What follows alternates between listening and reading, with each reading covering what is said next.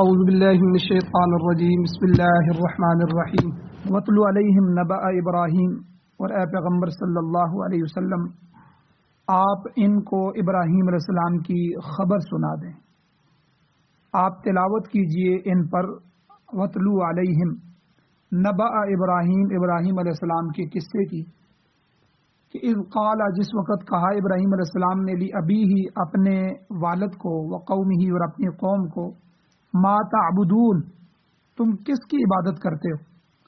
قالوا، انہوں نے کہا، نعبد اصناما، ہم ان مورتیوں کی، ان بتوں کی پوجا کرتے ہیں، فنظل لها عاکفین، پس ہم سارا دن ان کے سامنے جھکے رہتے ہیں۔ قال، ابراہیم علیہ السلام نے کہا، هل يسمعونکم، کیا وہ تمہاری باتوں کو سنتے ہیں؟ اذ تدعون، جس وقت تم ان کو پکارتے ہو، جب تم ان کو آواز دو تو تمہاری بات کو یہ سنیں گے، آواز کو سنیں گے۔ او ینفعونکم، یا تم کو یہ نفع پہنچاتے ہیں، او یضرون، یا نقصان پہنچاتے ہیں۔ یہ سوالات کیے ابراہیم علیہ السلام نے ان سے۔ قالوا، انہوں نے جواب دیا، کہا انہوں نے، بل وجدنا آباءنا، بلکہ ہم نے پایا ہے اپنے آباء و اجداد کو کہ کذالک یفعلون، وہ اسی طرح کرتے تھے، یعنی ہم نے اپنے باپ دادوں کو پایا ہے وہ بھی اسی طرح کرتے تھے۔ قال، کہا ابراہیم علیہ السلام نے، افرأیتم ما کنتم تعبدون، کیا تم دیکھتے ہو جن چیزوں کی تم عبادت کرتے رہے ہو، انتم و آباؤکم الاقدمون، تم بھی اور تمہارے پہلے آباء و اجداد بھی، فإنہم عدو لی، پس وہ میرے دشمن ہیں۔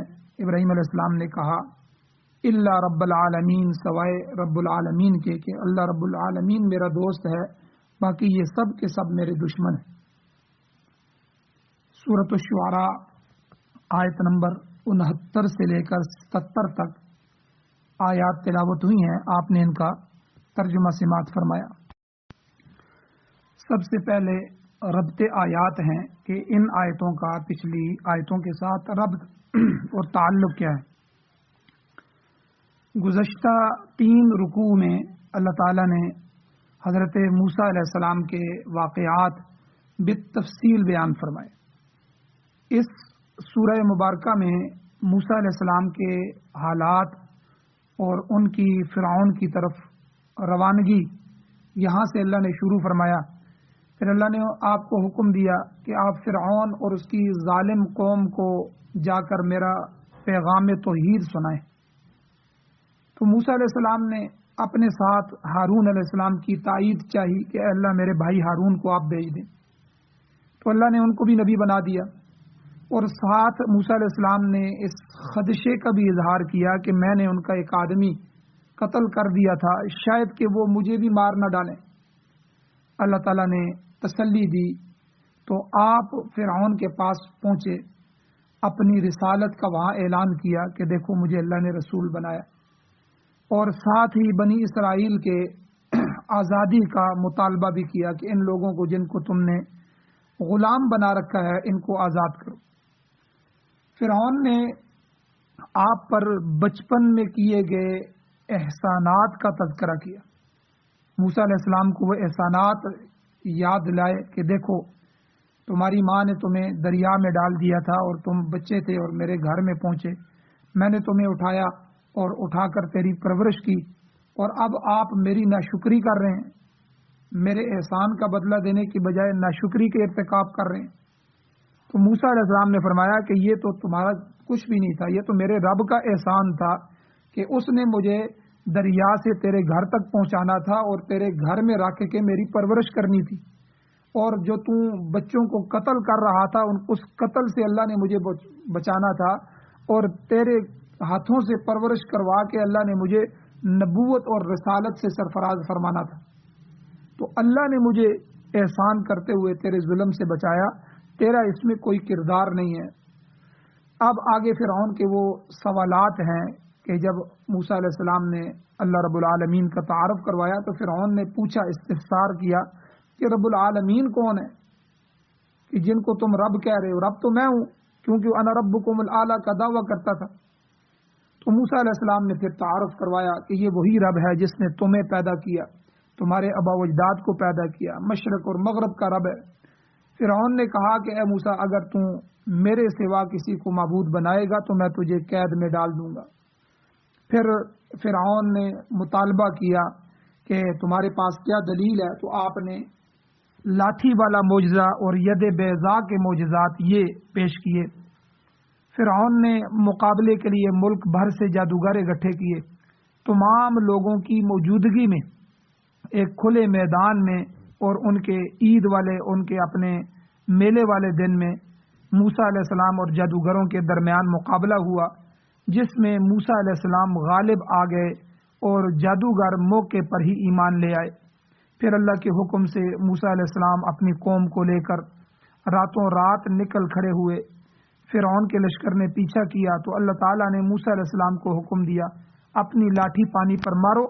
ایسا کرنے سے سمندر میں 12 خشک راستے بن گئے، جن کے ذریعے بنی اسرائیل سمندر پار جانے کے لیے چل پڑے اور اللہ نے ان کو کامیاب کر دیا، اور فرعونی لشکر بھی انہی راستوں پر سمندر میں داخل ہو گیا، مگر اللہ نے سب کو بما فرعون کو کہ غرق کر دیا، اور اس طرح بنی اسرائیل فرعون کی غلامی سے آزاد ہو گئے۔ یہ سارے واقعات تفصیل کے ساتھ پیچھے بیان ہو چکے ہیں۔ اب اس اگلے رکوع میں اللہ تعالیٰ نے حضرت ابراہیم علیہ السلام کی جو دعوت توحید تھی اس دعوت کو اللہ نے ذکر فرمایا، جو انہوں نے اپنے والد، اپنے باپ اور اپنی قوم کے سامنے دعوت پیش کی، اور ساتھ عقلی دلائل دیے کہ اللہ وحدہ لا شریک ہے، اور اے لوگو جن بتوں کی تم پوجا کر رہے ہو انہیں تو کچھ اختیار حاصل نہیں ہے، وہ تمہارے کچھ کام نہیں آ سکتے۔ تو یہ وہ دلائل تھے جو دعوت کے ساتھ ساتھ حضرت ابراہیم علیہ السلام نے پیش فرمائے۔ سب سے پہلے حضرت ابراہیم علیہ السلام کے جو ابتدائی حالات ہیں وہ میں آپ کے سامنے رکھنا چاہتا ہوں تاکہ ان کو توجہ سے سنا جائے۔ حضرت ابراہیم علیہ السلام اللہ کے جلیل القدر پیغمبر ہیں، بڑے پیغمبروں میں سے، جنہیں جد الانبیاء بھی کہا جاتا ہے، انبیاء کے باپ، انبیاء کے دادا۔ آپ عراق شہر کے قصبے ہرمز جرد میں پیدا ہوئے۔ مورخ ہیں ابن سعد رحمہ اللہ، ان کی روایت کے مطابق آپ کے والد کا نام طارخ تھا، طارخ، اور لقب آذر تھا۔ یہ جو آذر مشہور ہے یہ لقب تھا ان کا، جس طرح بہت سے صحابہ ابو بکر صدیق، ابو بکر بھی لقب سے مشہور ہیں، ابو ہریرہ بھی لقب سے مشہور ہیں، نام اصل اور ہے۔ تو اسی طرح یہاں ان کا نام طارخ تھا اور لقب آذر تھا۔ دراصل آذر جو ہے ایک بت کا نام تھا، اور اسی بت کی وجہ سے ان کو لقب ملا، اور اسی لقب سے آپ نے شہرت پائی۔ قرآن مجید میں دوسرے مقام پر اللہ تعالیٰ نے آپ کے باپ کے لیے، آپ کے والد کے لیے آذر کا لفظ بھی استعمال فرمایا ہے، جیسا کہ دیکھیں سورہ انعام میں اللہ فرماتے ہیں وَإِذْ قَالَ إِبْرَاهِيمُ لِأَبِيهِ آذَرَ، کہ جس وقت کہا ابراہیم علیہ السلام نے اپنے والد آذر کو، اور یہ آذر جو ہے یہ خود بت ساز بھی تھے، یعنی بت بنانے والا، اور بت پرست بھی تھا، بتوں کی پوجا کرنے والا، اور بت فروش بھی تھا، یعنی بتوں کو بیچنے والا، اور بت پرستی کا مرکز اور پوری قوم کا محور بھی یہ بن چکا تھا۔ تو گویا کہ یہ چاروں چیزیں ان میں تھی، بت ساز، بت پرست، بت فروش اور بت پرستی کا مرکز۔ تو ابراہیم علیہ السلام اپنے والد اور قوم سے جدا ہو کر دریائے فرات کے مغربی کنارے پر ایک بستی تھی کلدانیین نامی بستی، اس میں کچھ عرصہ رہائش پذیر رہے۔ آپ کی بیوی حضرت سارہ رضی اللہ تعالی عنہ اور آپ کے جو بھتیجے تھے حضرت لوط علیہ السلام وہ بھی آپ کے ساتھ تھے۔ یہاں سے آپ حیران کی طرف چلے گئے، پھر اس سے آگے فلسطین کے مغربی حصے میں جو کنعانی لوگ تھے، کنعانیوں کی زیر اثر ایک شہر تھا نابلس، اس نابلس شہر میں آپ نے قیام کیا۔ پھر وہاں سے مغرب کی جانب چلے اور مغرب کی طرف مصر جا پہنچے. پھر مصر میں وہ مشہور واقعہ جو تھا ملک جبار والا واقعہ وہ پیش آیا. بخاری اور مسلم شریف میں تفصیلاً وہ واقعہ مذکور ہے. فرعون بھی ابراہیم علیہ السلام کی طرح سامی نسل سے تعلق رکھتا تھا. یہ فرعون یاد رکھیں کہ ایک تو فرعون مصر وہ تھا جو موسیٰ علیہ السلام کے زمانے میں تھا.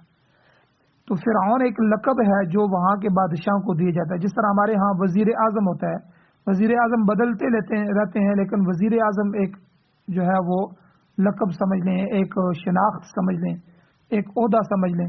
تو اس طرح فرعون ایک عہدہ ہے, فرعون کسی شخص کا نام نہیں ہے. تو موسیٰ علیہ السلام کا جو فرعون تھا وہ اور تھا, تو یہ ابراہیم علیہ السلام کے زمانے میں بھی فرعون تھا. تو جب اس فرعون نے حضرت سارہ رضی اللہ تعالیٰ عنہ کا جو واقعہ پیش آیا, ان کی بد دعا اس کو سنا اور ان کی کرامت کو دیکھا, تو اپنی بیٹی حضرت ہاجرہ, یہ جو حضرت ہاجرہ رضی اللہ تعالیٰ عنہ جو حضرت اسماعیل علیہ السلام کی والدہ ہے, یہ اسی فرعون نے حضرت ابراہیم علیہ السلام کی زوجیت میں ان کو دے دیا, اپنی بیٹی دے دی. وہ سمجھ گیا تھا کہ خاندان ابراہیم جو ہے یہ کوئی عام خاندان نہیں ہے, یہ اللہ کے نزدیک ایک مقرب خاندان ہے, اور اگر اس کی بیٹی حضرت سارہ رضی اللہ تعالیٰ عنہ کی خدمت بھی کرے گی تو اس کے لیے باعث سعادت بن جائے گی. لیکن بعض بنی اسرائیلی کہتے ہیں کہ حضرت ہاجرہ جو ہیں رضی اللہ تعالیٰ عنہ وہ بادشاہ مصر کی لونڈی تھیں, غلام تھیں, اور اس طرح وہ اسماعیلی خاندان کو لونڈی کی اولاد کہتے ہیں. یہ درست نہیں ہے, یاد رکھیں کہ وہ لونڈی اور غلام نہیں تھیں, تو بلکہ وہ بادشاہ مصر کی بیٹی تھی. تو بعض یہودی علماء یہ بھی تسلیم کرتے ہیں کہ حضرت ہاجرہ رضی اللہ تعالیٰ عنہ یا تو خود فرعون مصر کی بیٹی تھی یا پھر کوئی دوسری شہزادی تھی بڑی جو فرعون کے قبضے میں تھی. تو حضرت مولانا انور شاہ کاشمیری رحمہ اللہ نے بھی یہی بیان فرمایا, واللہ عالم. تو بہرحال وہ ایک بڑی تھیں, شہزادی تھیں یا ان کی بیٹی تھیں جن کو اس بادشاہ نے اس واقعے کے بعد حضرت ابراہیم علیہ السلام کی زوجیت میں دیا. ابراہیم علیہ السلام کی جو مادری زبان تھی وہ سریانی زبان تھی, مگر جب آپ اوور کلدانیین, یہ جو ہے بڑا شہر تھا, اس میں پہنچے تو وہاں پر عبرانی زبان بولی جاتی تھی, لہذا آپ یہ زبان بھی بولنے لگے. تو یاد رکھیں یہ سریانی اور عبرانی زبان یہ پہلی نبیوں کے اور پہلے لوگوں کی زبانیں تھیں, اور انہی میں تورات اور زبور اور تورات اور انجیل وغیرہ بھی نازل ہوئی. تو لیکن آج یہ زبانیں دنیا میں موجود نہیں. تو بہرحال حضرت ابراہیم علیہ السلام کے ساتھ متعدد انبیاء کا سلسلہ وابستہ ہے. حضرت لوط علیہ السلام جو ہے وہ آپ کے بھتیجے تھے جن کو اللہ نے شرق اردن کی طرف مبعوث فرمایا تھا. اس کے علاوہ حضرت اسماعیل علیہ السلام اور حضرت اسحاق علیہ السلام حضرت ابراہیم علیہ السلام کے حقیقی بیٹے, حقیقی فرزند تھے اور اللہ کے نبی اور رسول تھے. دونوں کو اللہ نے نبوت اور رسالت عطا فرمائی. حضرت اسماعیل علیہ السلام کی ولادت اس وقت ہوئی جب ابراہیم علیہ السلام 80 یا 83 سال کی عمر کو پہنچ چکے تھے. پھر جب آپ یعنی حضرت ابراہیم علیہ السلام کی عمر 100 سال ہوئی تو حضرت اسحاق علیہ السلام کی ولادت ہوئی. ابن سعد کی روایت کے مطابق حضرت ابراہیم علیہ السلام نے کل 200 سال عمر پائی ہے, اور اس دوران آپ کے پوتے حضرت یعقوب علیہ السلام بھی پیدا ہو چکے تھے. اسحاق علیہ السلام کے بیٹے حضرت یعقوب علیہ السلام بھی اللہ کے نبی تھے, آگے ان کے بیٹے حضرت یوسف علیہ السلام بھی اللہ کے نبی تھے. تو یہ پوتے حضرت یعقوب علیہ السلام بھی حضرت ابراہیم علیہ السلام کی زندگی میں پیدا ہو چکے تھے. اور حضرت ابراہیم علیہ السلام کا جو ذکر خیر ہے قرآن مجید میں تقریباً 25 مختلف صورتوں میں آیا ہے.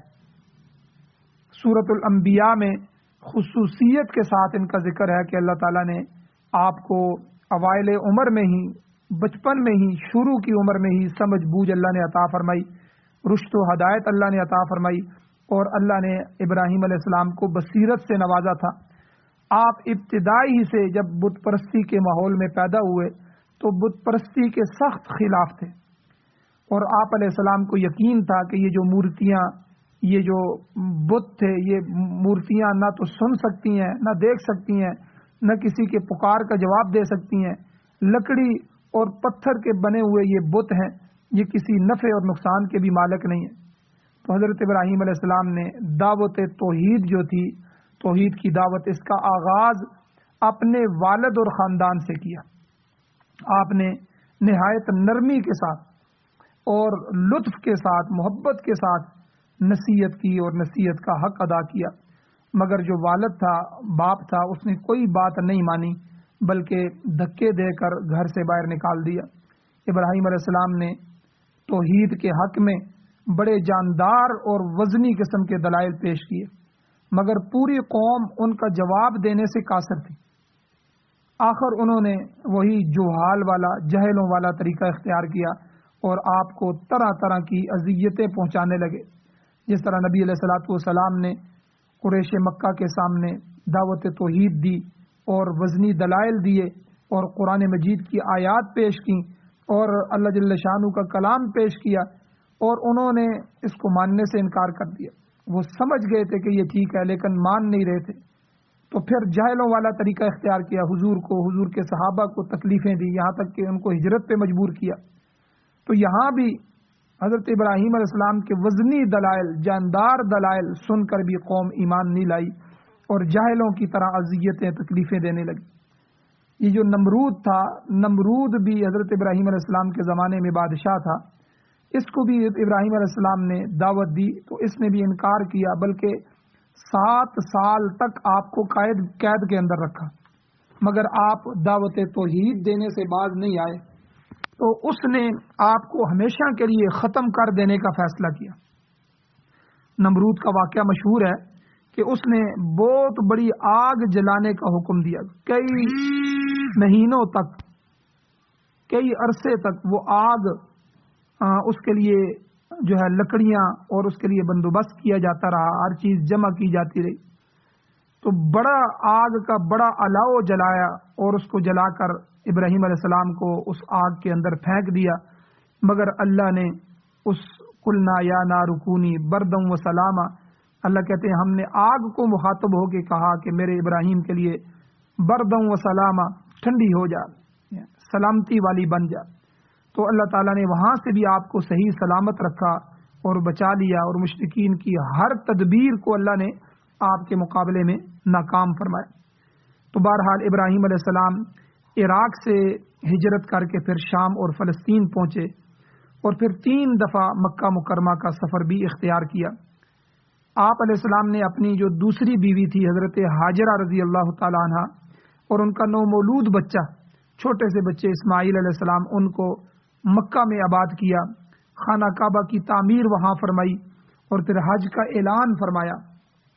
حضرت اسحاق علیہ السلام آپ کی پہلی بیوی تھی، جو حضرت سارہ رضی اللہ تعالیٰ عنہ، ان سے پیدا ہوئے، جو کہ 100 سال کی عمر میں پیدا ہوئے۔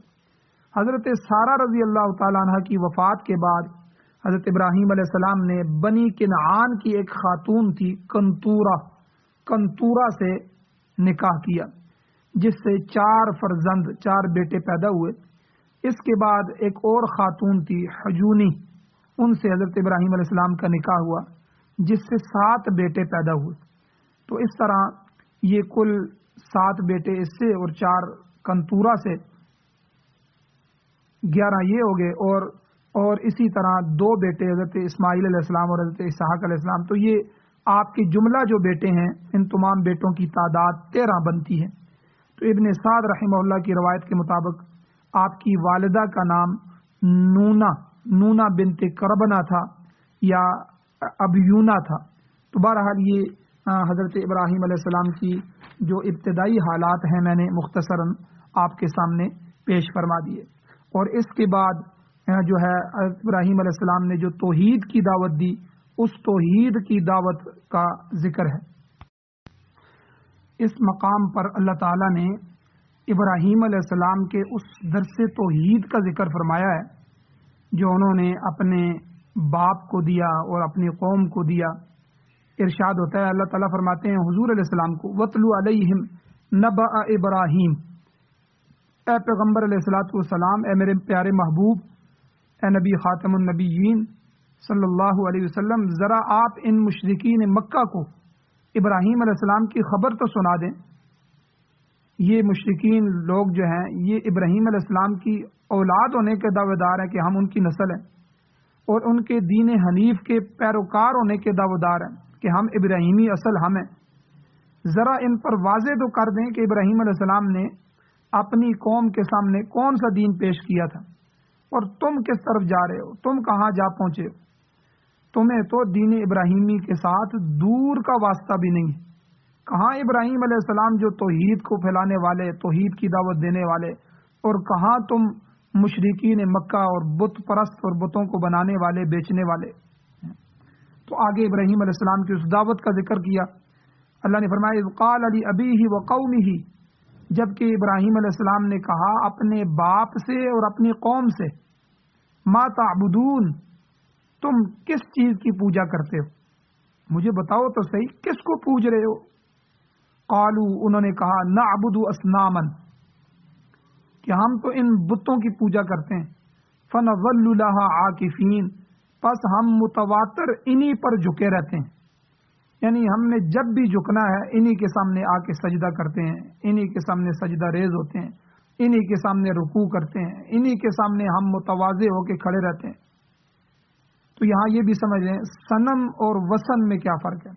صنم وہ بت ہوتا ہے جو کسی انسان کی شکل پر، جانور کی شکل پر، یا سیارے یا ستارے کی شکل پر بنایا گیا، اور وثن وہ بت ہوتا ہے جو ان گھڑا ہوا ہو، گھڑا ہوا نہ ہو، پتھر لکڑی وغیرہ کو اٹھا کے اسی کو جو ہے وہ بت بنا دیا گیا۔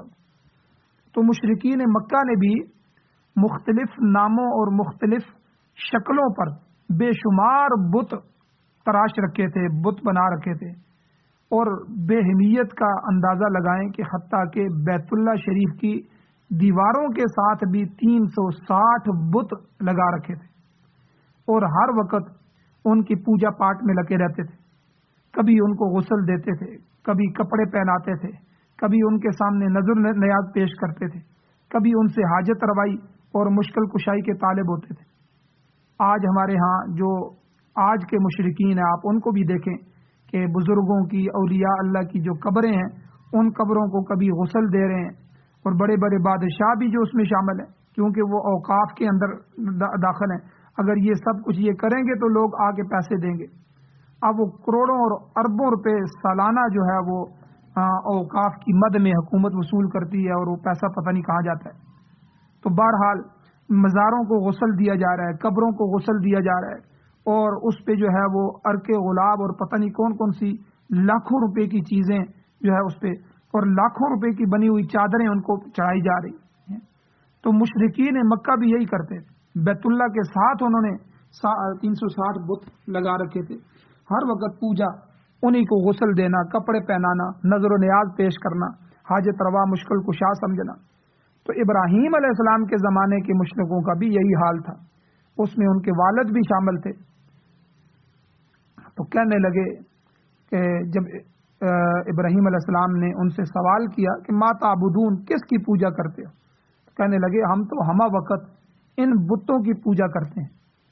اب آگے سے ابراہیم علیہ السلام نے ان مشرکین کے ضمیر کو جھنجھوڑنے کے لیے چوٹ لگائی اور سوال کیا۔ قال، ابراہیم علیہ السلام نے کہا هل يسمعونكم اذ تدعون، کیا یہ تمہاری بات کو سنتے ہیں جب تم ان کو پکارتے ہو؟ وہ ان سے آ کے حاجتیں مانگ رہے ہو، ان کے سامنے سوال پیش کرتے، وہ تمہاری باتوں کو بھی سنتے ہیں۔ ظاہر ہے کہ وہ تو مٹی کے بنے ہوئے بت تھے، پتھروں سے تراشے ہوئے بت تھے، دہات لوہا وغیرہ کی بنائی ہوئی مورتیاں تھیں، بھلا وہ کیسے کسی کی پکار سن سکتی تھی؟ تو مشرکین لاجواب تھے۔ اب وہ بتوں کی سمات کا دعویٰ تو نہیں کر سکتے تھے کہ واقعی وہ سنتے ہیں، تو لاجواب ہو گئے۔ پھر ابراہیم علیہ السلام نے دوسرا سوال کیا، او ینفعونکم او یضرون، کیا وہ تمہیں نفع دے سکتے ہیں یا نقصان پہنچا سکتے ہیں؟ آخر بتاؤ تو صحیح کہ تم کس مقصد کے لیے ان بتوں کی پرستش کر رہے ہو، کس مقصد کے لیے ان کے سامنے حاجتیں پیش کر رہے ہو؟ نہ یہ تمہارا سنتے ہیں، نہ یہ جواب دیتے ہیں، نہ تمہیں کوئی نفع پہنچا سکتے ہیں، نہ تمہیں کوئی نقصان پہنچا سکتے ہیں، اور کس لحاظ سے تم، کوئی مقصد تو مجھے بتاؤ کہ کس مقصد کی وجہ سے پھر تم ان کو خدا بنا بیٹھے۔ تو یہ وہ دعوت توحید ہے، درس توحید ہے، جو ابراہیم علیہ السلام نے یہاں دیا، اور اللہ تعالیٰ نے اسی کو حضور علیہ السلام کو فرمایا کہ آپ اس کو ذرا یہاں مشرکین مکہ کے سامنے بیان فرمائیں۔ اب جب مشرکین ابراہیم علیہ السلام کے زمانے کے جو مشرک تھے ان سے جواب نہیں بن پڑا، تو وہی اندھی تکلیف والی پرانی رٹ لگائی۔ قالو، انہوں نے کہا، بل وجدنا آباءنا کذالک یفعلون، کہنے لگے بلکہ ہم نے اپنے آباء و اجداد کو اسی طرح کرتے پایا ہے۔ ہم نے اپنے باپ دادوں کو دیکھا وہ بھی ان بتوں کی پوجا کرتے تھے، انہی کے سامنے نظر و نیاز پیش کرتے تھے، انہی سے مرادیں مانگتے تھے، ہم بھی ایسا ہی کرتے ہیں۔ تو ہم کسی دلیل ولیل کو نہیں جانتے۔ مشرکوں کی یہ جو ہیلا سازی تھی، یہ جو ہیلا بانا پیش کرتے تھے، اللہ نے قرآن مجید میں اس کو جگہ جگہ بیان بھی فرمایا۔ سورۃ الانبیاء میں ہے کہ جب ابراہیم علیہ السلام نے مشرکوں سے پوچھا کہ تم ان مورتیوں کی پوجا کیوں کرتے ہو، قالو، انہوں نے کہا، سورۃ الانبیاء کی آیت نمبر 53 پہ ہے، انہوں نے کہا وجدنا آباءنا لہا عابدین، کہ ہم نے اپنے باپ دادا کو ان کی عبادت کرتے ہوئے پایا ہے۔ جب ہم نے ان کو دیکھا ہے کہ وہ ان کی عبادت کر رہے ہیں تو ہم بھی ایسا کر رہے ہیں۔ تقریباً یہی الفاظ سورۃ الشعراء کے اندر بھی آتے ہیں اور سورۃ الزخرف میں بھی ہیں۔ سورہ بقرہ میں بھی مشرکین کا یہی جواب بیان کیا گیا ہے کہ آگے سے کوئی جواب نہیں ہے، بس یہی کہتے ہیں ہم اس چیز کی اتباع کرتے ہیں جس پر ہم نے اپنے باپ دادا کو پایا، اپنے آباء و اجداد کو پایا۔ تو اس کے جواب میں بھی اللہ نے فرمایا، سورہ بقرہ کی آیت نمبر 170 پہ گزرا ہے، اولو کان آباؤہم لا یعقلون شیئا ولا یہتدون، اگرچہ تمہارے باپ دادا بے عقل گزرے ہیں اور غیر ہدایت یافتہ ہیں، ان کو ہدایت نہیں تھی، تو تم پھر بھی انہی کے نقش قدم پر چلو گے۔ تو بہرحال مشرکین نے ابراہیم علیہ السلام کو یہی جواب دیا کہ ہم نے تو اپنے آباء و اجداد کو اسی طرح بتوں کی پوجا کرتے پایا ہے، لہذا ہم بھی ویسے ہی کیے جا رہے ہیں اور ہم یہی کرتے رہیں گے، تمہیں ہمیں سمجھانے کی ضرورت نہیں ہے۔ آج کے زمانے میں بھی آپ دیکھیں، لوگوں کو جب بدعات سے روکا جاتا ہے، رسومات سے روکا جاتا ہے، غمی کے اندر جب بندہ فوت ہو جاتا ہے، بھئی یہ تیجا کہاں سے کرتے ہو، یہ کل کہاں سے کرتے ہو، یہ جمراتیں کہاں سے کرتے ہو، یہ 40واں کہاں سے نکلا ہے، یہ سال جو تم مناتے ہو یہ کہاں سے کرتے ہو۔ تو کیا حضور علیہ السلام نے کیا؟ کیا صحابہ نے کیا؟ کیا قرآن مجید میں اس کا کوئی تذکرہ موجود ہے؟ کیا حدیث مبارکہ میں کوئی موجود ہے؟ کتنے جنازے نبی علیہ الصلوۃ والسلام نے صحابہ کے پڑھائے، کسی صحابی کا کل فرمایا جمعرات کی، کسی کی جگہ جا کے اس کے گھر میں مخصوص دنوں میں مخصوص کیفیت کے ساتھ دعا فرمائی۔ حضور علیہ السلام کی 2 بیٹیاں آپ کی زندگی میں فوت ہوئیں، آپ علیہ السلام نے اپنی بیٹیوں کے جنازوں کے بعد یہ عمل کیے۔ اب آج کے جو بدعتی ہیں ان کا کوئی جواب نہیں ہوتا، بس یہی کہتے ہیں کہ بھائی ہم کون سا غلط کام کر رہے ہیں، ہمارے بڑے بھی یہی کرتے رہے ہیں۔ تو آج بھی شرک اور بدعت سے اور ان غلط طریقوں سے، غلط رسومات سے جب روکا جاتا ہے کہ ان کو دین نہ بناؤ، دین کا حصہ نہ بناؤ، ان پر ثواب نہ سمجھو، ثواب کے لیے دین ہونا ضروری ہے، دین کے لیے جواز ہونا ضروری ہے، جواز اور دلیل ہونا ضروری ہے کہ نبی علیہ السلام کی زندگی اور صحابہ اور پہلی امت کی زندگی سے وہ مل رہا ہو یا قرآن مجید سے اس کا حل ثابت ہو رہا ہو۔ تو آج کا مشرک بھی، آج کے بدعتی بھی یہی جواب دیتا ہے کہ قرآن و حدیث میں پہلی امت میں یہ چیزیں نہیں ہیں، ہم اس طرف آتے ہی نہیں ہیں، ہم نے تو اپنے آباء و اجداد کو یہ کرتے ہوئے دیکھا۔ تو بہرحال پھر ابراہیم علیہ السلام نے دوسرے طریقے سے قوم کو سمجھانے کی کوشش کی۔ قال، ابراہیم علیہ السلام نے اعلان حق فرماتے ہوئے، اعلان حق کرتے ہوئے فرمایا، افرأیتم ما کنتم تعبدون، کیا تم نے دیکھا ہے، یعنی کیا تمہیں خبر ہے کہ جن کی تم پوجا کرتے ہو یہ کون لوگ ہیں، کن کی مورتیاں بنائی گئی ہیں، کن کی پوجا کر رہے ہو؟ انتم، تم بھی، وآباؤکم الاقدمون، اور تمہارے پہلے آباء و اجداد بھی ایسا ہی کرتے رہے ہیں، یہ کون لوگ ہیں، ان کی کیا تاریخ ہے؟ کیا کوئی اللہ کا ولی تھا جن کی مورتیاں بنا کے تم نے شروع کر دی؟ کون لوگ ہیں؟ بہرحال اعلان حق فرمایا، فإنہم عدو لی، جن کی بھی پوجا کرتے ہو، جن کی بھی مورتیاں بنائی ہوئی ہیں، یہ سب میرے دشمن ہیں، چونکہ میں موحد ہوں، توحید پرست ہوں، توحید کی دعوت دینے والا ہوں، اور ان بتوں کی مذمت بیان کیے بغیر میں رہ نہیں سکتا، لہذا یہ بھی میرے دوست نہیں ہو سکتے۔ الا رب العالمین، سوائے تمام جہانوں کے پروردگار کے، رب العالمین کے، وہی میرا دوست ہے، وہی میرا کارساز ہے، وہی میرا رب ہے، وہی میرا پالنہار ہے، میں اسی کا محتاج ہوں اور میں اسی کو رب سمجھتا ہوں، میں اسی کو مشکل کشا حاجت روا مانتا ہوں، اور میں نے اسی کے حکم کے مطابق ان تمام جھوٹے معبودوں کی دشمنی لے لی ہے، اور مجھے امید ہے کہ وہ تمہارے مقابلے میں، ان بتوں کے مقابلے میں اللہ مجھے تنہا نہیں چھوڑے گا، بلکہ ان سب کے مقابلے میں اللہ وحدہ لا شریک میری مدد کرے گا اور ان سب پر غالب آئے گا۔